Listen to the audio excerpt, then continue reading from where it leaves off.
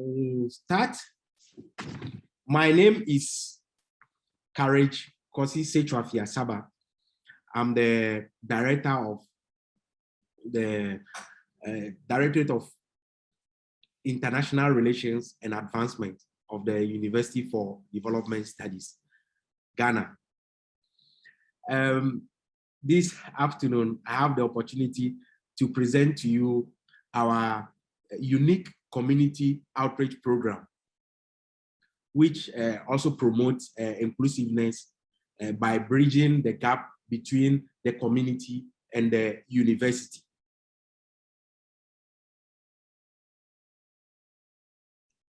I guess most of you know the map of Africa, but Ghana, can see Ghana here in the West Africa.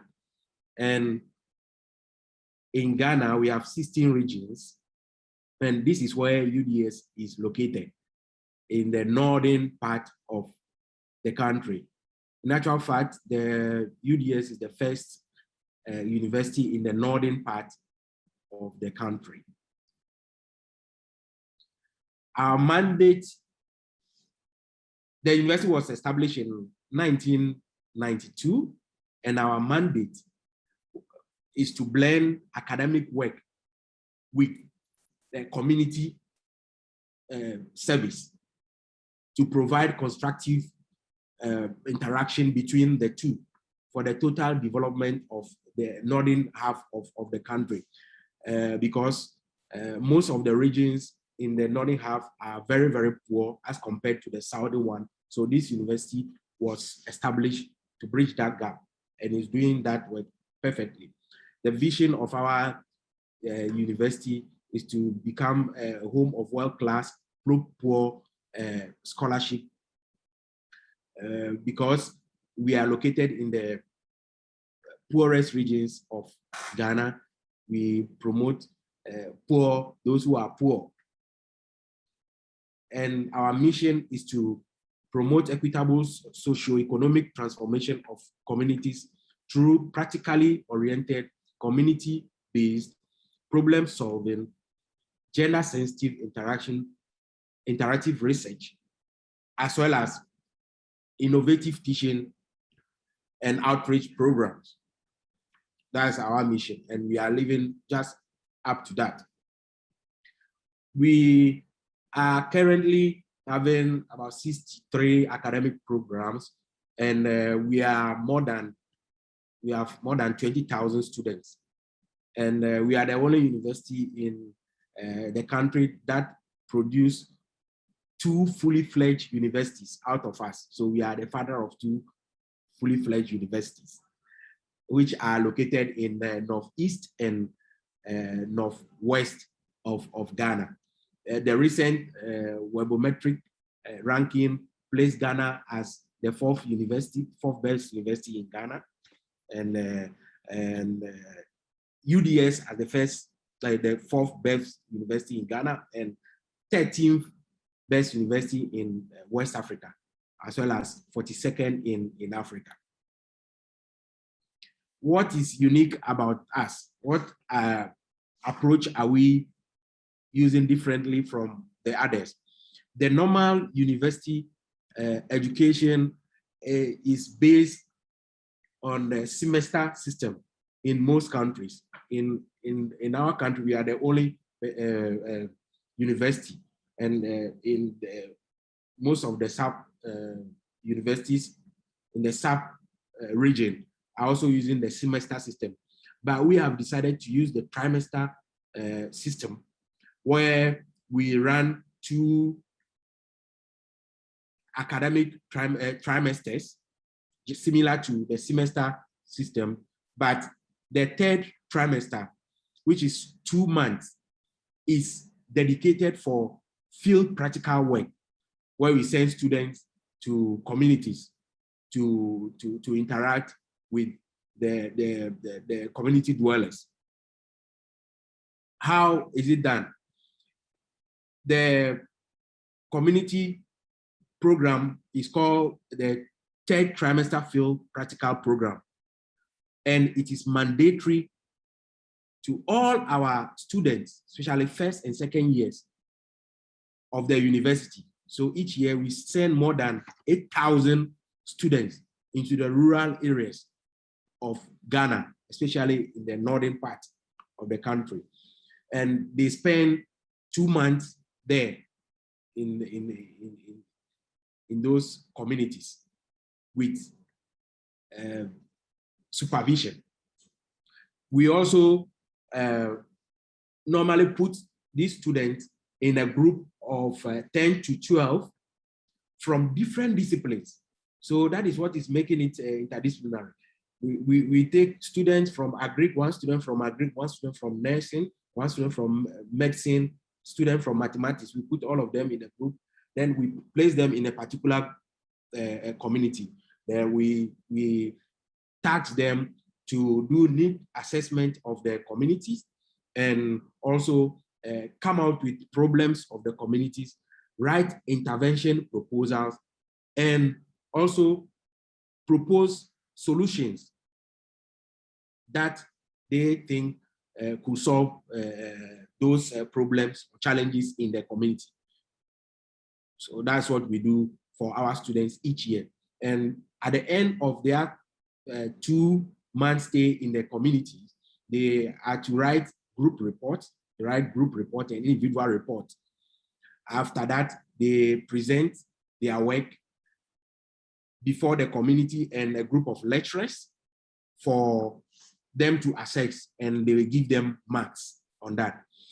Apart from that, we also have this problem-based learning approach to medical education, where we send our students right from second year to the district hospitals and community hospitals to understudy the medical officers there.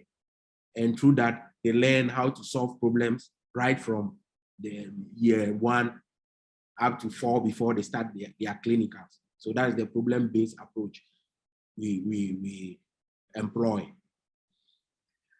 These are some of the activities of the program, the TTFEP, the third trimester field practical program we have. You can see in the pictures. Normally what we do is to give them orientation for all the students, all the over 8,000 students. We orient them on what to go and do, how to behave, the health issues, everything that they need to know. Then we convey them, you can see it on the top left, we convey them in a bus and put them in their communities and ask them to interact with the community members and also find out their problems, their needs, as I told you earlier.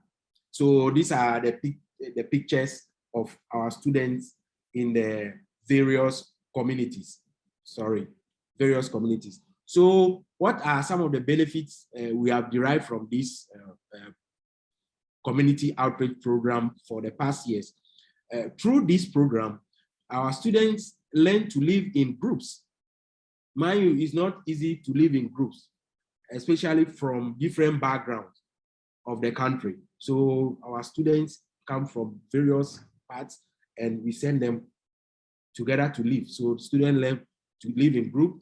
They also cultivate the habit of interdisciplinary approach towards solving solutions because, as I told you, we have nursing students being mixed with a Greek student and mathematics student put in the same community to do the same work. And they look at these problems, challenges through different lenses. Students also observe and learn the prevailing conditions of rural dwellers in Ghana and appreciate the plight better. This is contrary to students who are trained in cities and everything on campus, where they don't know more about what is happening in the countryside, such that when they grow up and take positions in nationally, they are able to reason with the poor. Students also develop problem-based project topics during this community outreach program we do. Mind you, in our school, in the final year, that's fourth year, students are supposed to write thesis or dissertation. Some of the students pick topics that they or problems that they encountered in the communities to research into when they are in the final years. So it's also a source of project topics for some of them. Our students serve as teachers in some of these communities that they visit. As I told you, they are remote communities that some trained teachers who were trained in the city conditions, they will not like to go because maybe they don't have light or they may not have internet connection, and so they don't go. When our students go to those communities, they teach students in those communities. I've been an assessor and a monitor of the program, and at times when we go there, you see our students in the rural community, the classrooms teaching the students, because there are no students, or they combine all the teachers, like the schools, they combine all the school into a single class, and one teacher is teaching them because of non-availability of teachers. But when our students go, they are able to teach them separately. Students also serve as role models in these communities when they go to the communities. Imagine a community that does not have any graduate student. Our students go there and even at times mentor them. Some of them even end up coming to our university. For the past 30 years we have been operating, we have seen that through this type of approach, students are encouraged to easily come to our university. Students also accept posting to rural communities after graduation. One of the problems we are having in Ghana is that people who are trained in the cities normally would not like to accept posting to rural communities. But our graduates, right from first year, are already in touch with the communities. So after graduation, they are already in love with the community. So when they are posted, they accept it without any problems. So our graduates are really in need. They are looking for them, and they are hot. Let me put it. Students also explore business opportunities available in the rural communities. We have seen instances where students, after their programs, went back to develop some untapped business opportunities in those areas. Students also are made to disseminate some research outputs that we have in our university into the communities, as well as some important national information are channeled through our students. You imagine a village that cannot have access to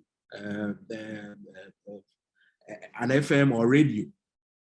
Our students go there with the briefing from officials, from the national offices. They are able to educate these rural folks.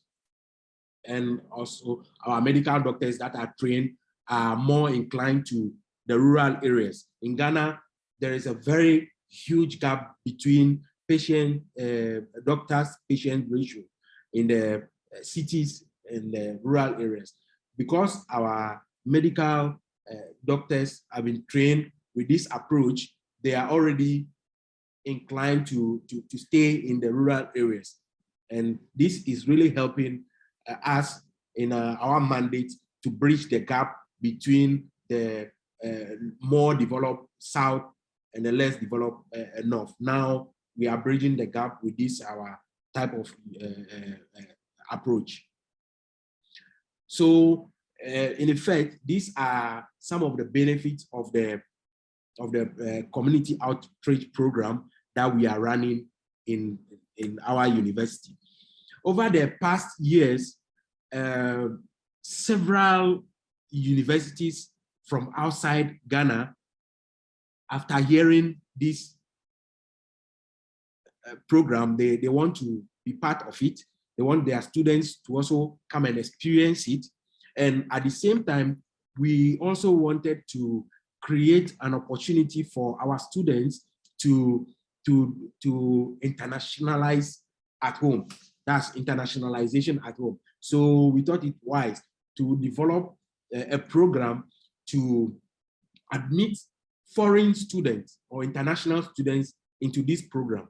So as of now, we have opportunity for students who would like to be part of the program, that third trimester outreach program for 2 months. Students who would like to partake can write to us and we'll tell them the process, all the processes to undergo, and they will be part of our students being sent to the community together. We have had several students from Canada, from the US, and from Germany who were part of this TTFPP for international students. In this case, they are mixed with our local students and they learn a lot. And from the report we had from them in the past, it has been very, very helpful. So we'll be expecting some of your students, if they would like to be part of this interesting type of approach. We also have Erasmus activities with a lot of universities in Europe, as you can see on the screen. And also we have several collaborators across the continent and in several countries. We have more than 100 collaborators across the globe. And if your country is not part of this that I've put here, maybe you should think of having a collaboration with us. And with this, I would like to thank you very much for listening to me, and I'll be open for any question from you. Thank you very much.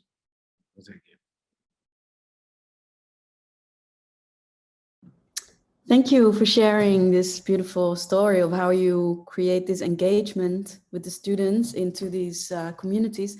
I was just very curious, what kind of challenges do you face in this practical work? Because I can imagine it's not always easy. Yes, it's not really easy. First is the finance, because we have to, it's capital intensive.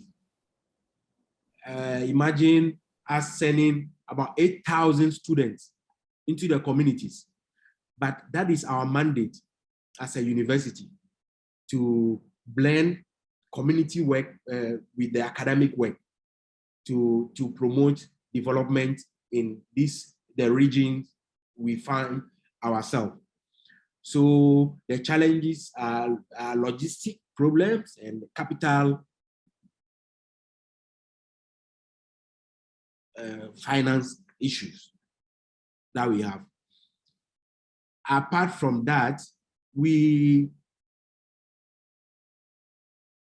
have a group of, we have a directorate, okay, that is fully in charge of this program. So they plan it yearly, they plan where to send students, they go visit those places, whether they are safe for students, whether there are clinics around, whether there are other amenities around before students are sent into those communities. So it's a whole preparation we do before we send these students into the community. And apart from that, we do visit them regularly.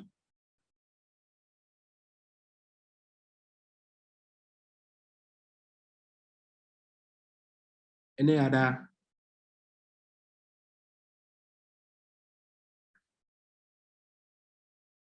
Any other question before we go to the breakout, the main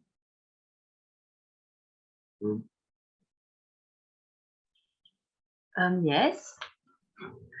I was wondering, these communities, are they well, enthusiastic and very motivated to accommodate your students? Is that? Exactly. Yes. Yes. Yeah. Yes. Yes. Yes. Yeah. Yes. As I told you, we have benefits that students derived and benefit that the community also derived. Yeah. Yeah.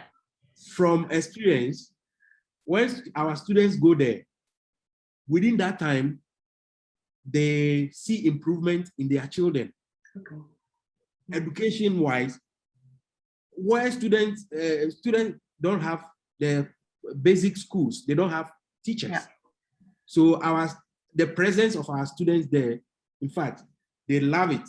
Yeah. Because each evening they are with them, teaching them. They teach them.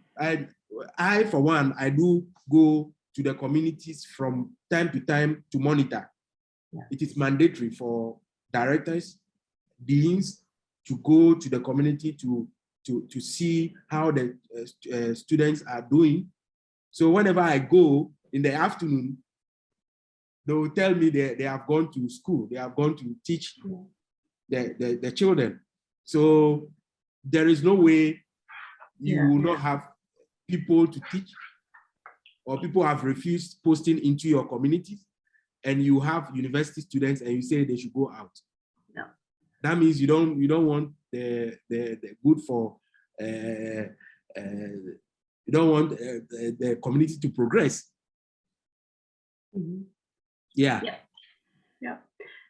So, and these in the end, do students generally pass for this program, or is just participating in it and presenting it is just enough, just doing it, or is there really?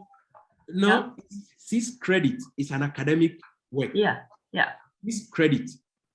So if you fail it, it will have a toll on your GPA. Yeah. So what they have to do is to present group reports. They present individual reports as well. And generally, they have presentations in group of all the findings they have in their communities. Then in the presence of lecturers and the community members, they present. After the presentation, lecturers will give them marks. Why the community people are there is that when they say something that is not true about the community member will say, hey, this is this. Yeah. So they are there. And through that, we give them marks. So we give them marks based on the report they write, in that's individual, the group, and the presentation they make after they are staying in the community. Well, I think it's a wonderful program, because it really, is part of the mission. It combines the academic world with the community and makes sure that it's one big whole, that we all contribute to each other and making the world a better place. And I think it almost sounds like something that we are trying to do here as well in the Netherlands, but we have it's a different structure, so it's harder to. I think it's slightly harder to realize this, but it's very inspiring. So thank you very much for your story. You're welcome. So, any other experiences or questions? Yeah, hello to everyone. I would like to ask some question, and I would like to thank you also for this wonderful project. I really admire the interdisciplinarity of it, that interdisciplinarity of this project, that there are not just students from one subject, from students medicine or something like that, but that the students build teams interdisciplinary, that there are not just doctors, but other other professionals. Yeah, thank you. But I would like to ask what is done with output of the project. You mentioned that the students make some reports, what they find in the community, and I would like to ask what is done with it. Is there some result? I understand. Yes. So we found interesting things. We have mixture of things. Some of the students are able to look for funds themselves in some of the communities. They did crowdfunding to solve issues in those communities. Some organization also, after looking at the report of the students, are able to say, for instance, in a community that doesn't have a furniture, the students are able to reach out with them, and furniture is provided for some of those communities. Then generally, we have documented and profiled all the communities that our students have gone to. So we have data available. There are times people need data about certain communities. They don't have it nationally. They don't have it, but we have them. And also we give some of the reports to the district and the regions that we go. So they are able to implement some of the things the students write in their report. I hope I've answered you in a way. Thank you. Yeah. Thank you very much. Yeah, you're welcome.